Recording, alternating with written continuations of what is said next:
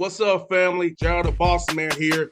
You're tuned into the Bossman Show on AM 1010, AM 1430, 1055 The King. Check The King out at 105theking.com and the Bossman Show at bossmanshow.com. Hit me up on Instagram, The Bossman Show, Twitter at Bossman Show, and Facebook, Bossman Show. It's the Bossman on your radio. Listen to the Bossman Show with your host, JR, Saturdays at 9 a.m. right here on AM 1010, The King. What's up, good people? BetOnline is your number one source for all your betting needs. The latest odds, lines, and matchup reports for baseball, boxing, golf, and more. BetOnline continues to be the fastest and easiest way to place your wagers, including live betting and your favorite casino and card games available to play right from your phone. Head to the website or use your mobile device to sign up today and get in on the action. Remember to use your promo code BELIEVE, BLEAV, for your 50% welcome bonus on your first deposit. BetOnline, where the game starts. BS3 Network, changing the way you watch TV. Yes, BS3 Network, changing the way you watch TV, covering content and hot topics from A to Z, sports, music, society and culture, movie reviews, you name it, we have it. Check it out on bs3network.com or check us out on Roku, BS3 TV on Roku, as well as check out your favorite podcast on all podcast platforms or Spreaker.com/BS3 Network. You are now tuned to BS3 Network. All right, folks, back on the Bossman Show, going down to Florida Memorial. Delano Thomas, we've been on the Bossman Show, doing business out of the NAIA. Coach, man, tell me, how's the weather in Miami today, man? And then is it sunny and breezy as usual, man? It's hot, man. It's hot down here, but thank you. Thank you for having me on the show. Appreciate you doing that. No doubt. Let me ask you this, man. Tell me about the opportunity to come here to Florida Memorial. What stood out to you about it, and what made you decide to make that move, man, early to do those carousel season here? No, I mean, great question. Honestly, just the environment. I had a chance to come down here and check it all out. Jason Horn gave me a great opportunity, who was our athletic director. And just seeing somebody like that who is grounded, who works hard every day, that really has that support for you, as well as, Dr. Hardwick, our president, man. It's like it was a no-brainer for me to make this decision to come down here. No doubt. Let me ask you this, being the NAIA level, tell me how different it is between, being NAIA, being the D2, D1. Tell me, how do you do scholarships at Florida Memorial? I know when I was at Tennessee State, it was a full ride. So do you have to get creative and kind of, do Pell Grants, hopefully get a Hub scholarship? So how do you kind of recruit players and get that school paid for? That's kind of very important for us to be athletes as well, getting school paid for, not leaving them too much debt. Right. This level is different. It's different, just like D2. You got different levels of D2. You got high-level D2 schools. Same as D1. You got small D1 basketball or small D1 schools. You got Power 5. It's basically the same when it comes to NAIA. But I would consider Florida Memorial a Power 5 when it comes to NAIA schools. When it goes to actual scholarships and that sort of deal, we have scholarships. At this level, we're allowed to give out 8 scholarships. But at the same time, we do have the flexibility to, break those scholarships down if need be. Beauty in Florida Memorial is one of the cheapest schools that's going to be in Florida to actually attend. It's about $28,000 for this area. That's cheap. Everything in Miami is expensive. So for you to be able to go to school for $28,000, and that includes tuition, that includes housing, that includes your meal plan, books. That's a great little deal for somebody coming to college. But really, this is one of those type of situations where it's going to be what you make it at the end of the day. With that luxury of giving out scholarships to kids, they got the same feel as a D2 or a D1. of coming here to Florida Memorial. But it's really what you make it. You got to take advantage of the opportunity. Some people look at the NAIA level. It's just being beneath everything. But it's good basketball. It's talented kids. It's good people down here. It's great resources at the end of the day that's going to help you when you finish school. So, that was the not the sale, but that's what drove me to making a big decision on coming down here. And Coach Thomas know me going to Tennessee State. I had an NAIA school choose me in Fisk. And I know what Fisk was all about up street from Tennessee State. So I'm with you. NAIA kids got talent, man. These dudes can ball, man. So we got to give you all more respect. That's why I want to have you on the show. Because I feel like if I start use my platform here, 5.5 million listeners, put you on the map, people can understand it's not just what you think it is. It's more to it. And NAIA was one of the first conferences to actually accept ABCUs inside conferences. So that we got to talk about that history as well. The NAIA, we don't understand that part either, Coach. But we're gonna put it out there for you on the Bossman show. No, definitely. So I mean, that's another beauty in this. Being at a HBCU, just the love that you get every day. From your own people that come to work every day that's grinding the same as you. But ultimately the support that you're gonna get at the games. You got the band, you got the cheerleaders, you got the dance team, you got just the vibe of the alumni. There's so much that comes with that. And I'm looking forward to that. So this is really my first year of taking that whole atmosphere of how that's going to be. But my first 90 days have been well when it comes to that part. 100%. Let me ask you this, Coach. Tell me about what's going to be the pillars of your program for a young man to be a part of what you're doing at Florida Memorial. What are you looking for in a young man? What a young man must expect when they get to be a part of your program? I mean, communication. That's going to be the biggest part that you're going to learn. It's the biggest part that you got to have to be successful in this program. You got to be able to communicate. Whether that means just like what we're doing here on the podcast, being able to communicate and do that part, being able to talk on the floor, being able to navigate and talk to different people, around the community and also on campus. So, communication is the big part. Can I really have a conversation with you? Can you really, talk to your teammates when it's important or when it's not important? Then the next part, we always talk about accountability. Just the expectation that you have from us as a university and us as a program. You're gonna want us to work every day for you. So, your ability to be accountable on showing up and being ready every day, and recruitment. It sounds great. You're gonna be in Miami. You're gonna be in Florida Memorial, HBCU. All that sounds well and dandy, but are you gonna be that everyday guy that's able to have some failure within the program? It's not always pretty, but it's that part about getting back up. It's that part about, hey, I'm gonna keep showing up. It's a bigger purpose than me. And then the next part is the talent. That's what kind of brings everybody the ability to play and what you do. That's the attraction side. But it's those underlying pieces that become really important, and that's that major draw. That's what make people come and watch the game. That's what make people say, you know what, I'm gonna give you a job when you finish at the school. So just kind of molding all that together is really the biggest part, and really the main reason was, I wasn't a big talker when I was in college. I was just a guy that put my head down and grinded and would just work. But I was fortunate enough to, have a good individual success in doing different stuff and being able to be a professional for 10 years and play overseas that taught me, like, hey, you gotta communicate. This is the business right here. It's not just your ability to do something. Like, if you're able to communicate, you're able to really navigate in that way, politic a little bit, and build those relationships. It's gonna open a lot of doors.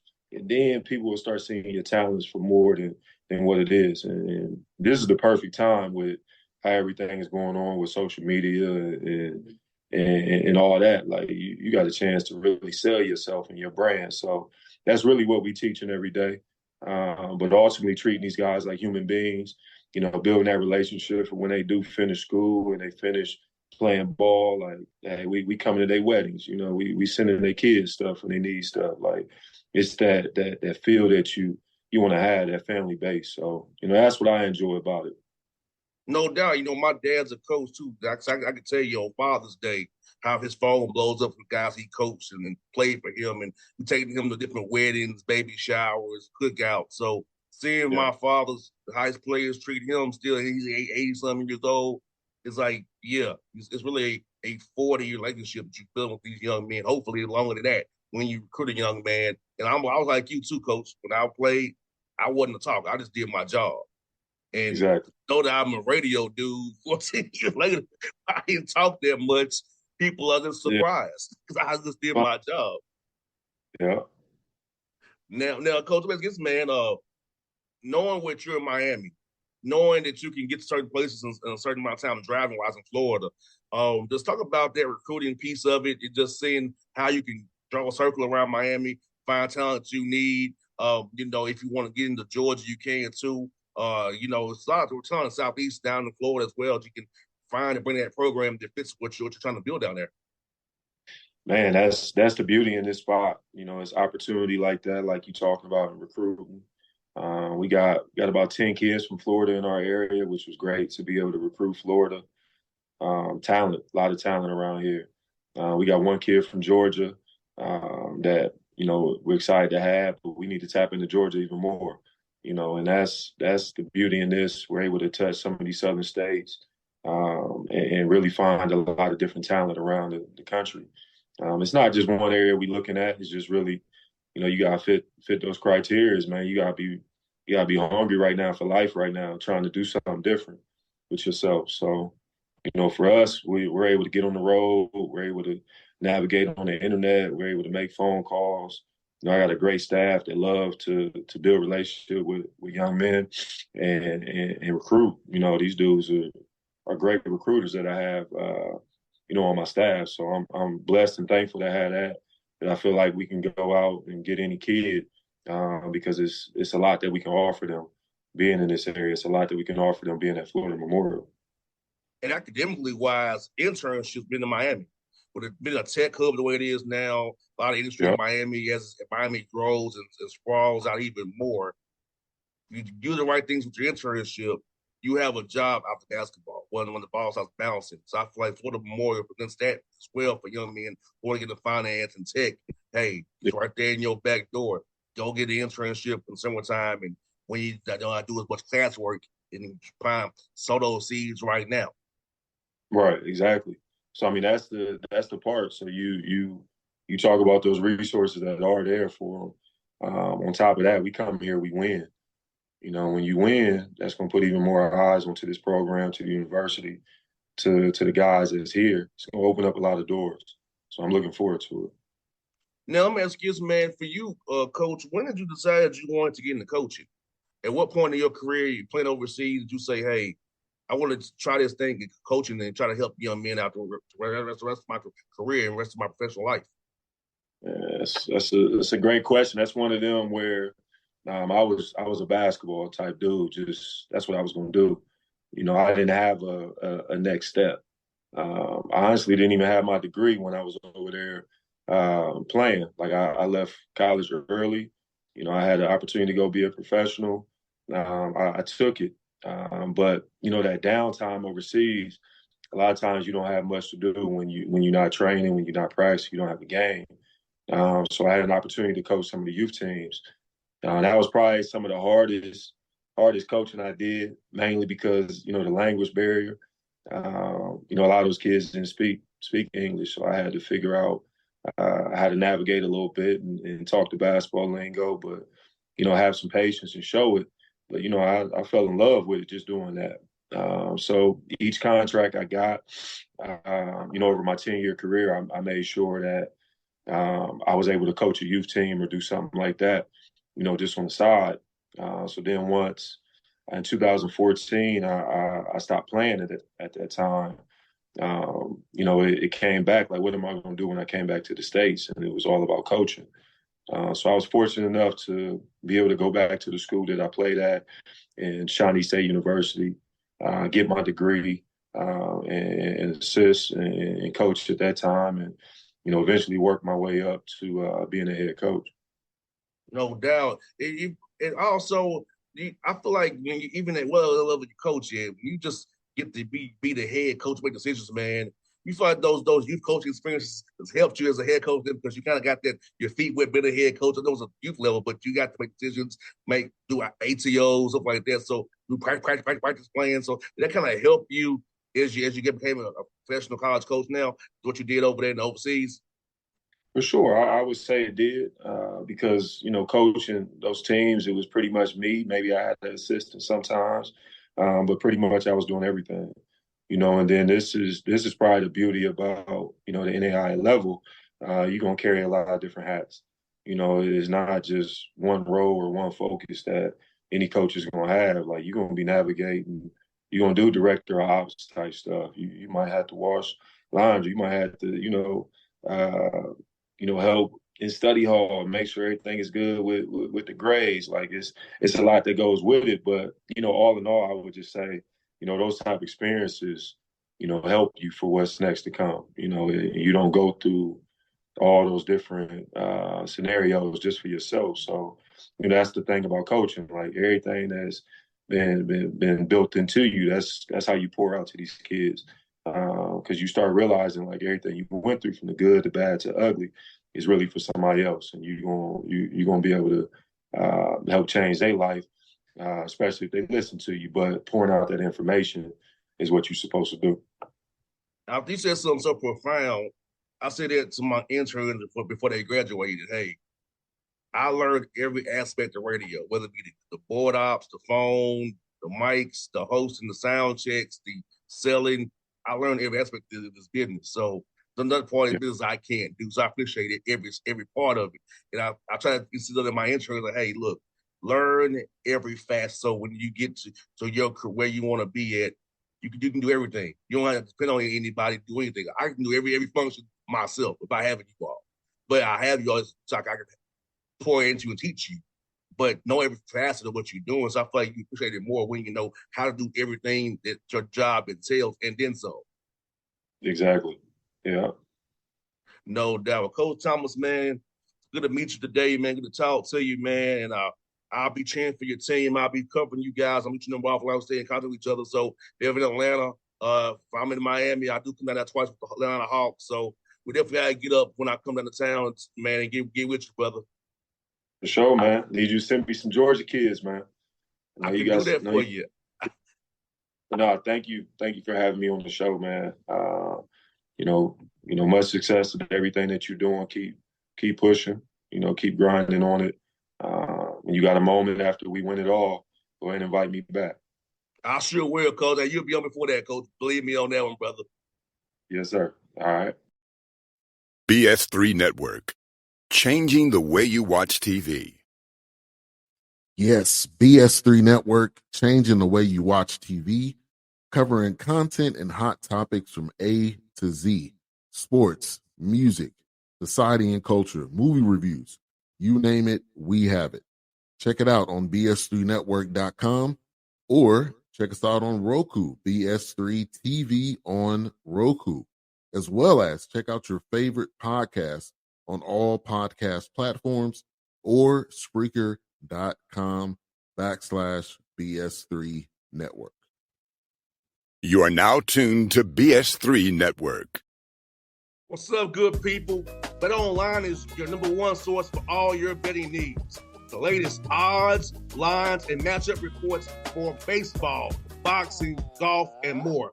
Bet Online continues to be the fastest and easiest way to place your wagers, including live betting and your favorite casino and card games available to play right from your phone. Head to the website or use your mobile device to sign up today and get in on the action. Remember to use your promo code BELIEVE, BLEAV, for your 50% welcome bonus on your first deposit. Bet Online, where the game starts. What's up, family? Gerald the Bossman here. You're tuned into the Bossman Show on AM 1010, AM 1430, 1055 The King. Check The King out at 105theking.com and the Bossman Show at bossmanshow.com. Hit me up on Instagram, the Bossman Show. Twitter at Bossman Show, and Facebook Bossman Show. It's the Bossman on your radio. Listen to the Bossman Show with your host, JR, Saturdays at 9 a.m. right here on AM 1010, The King.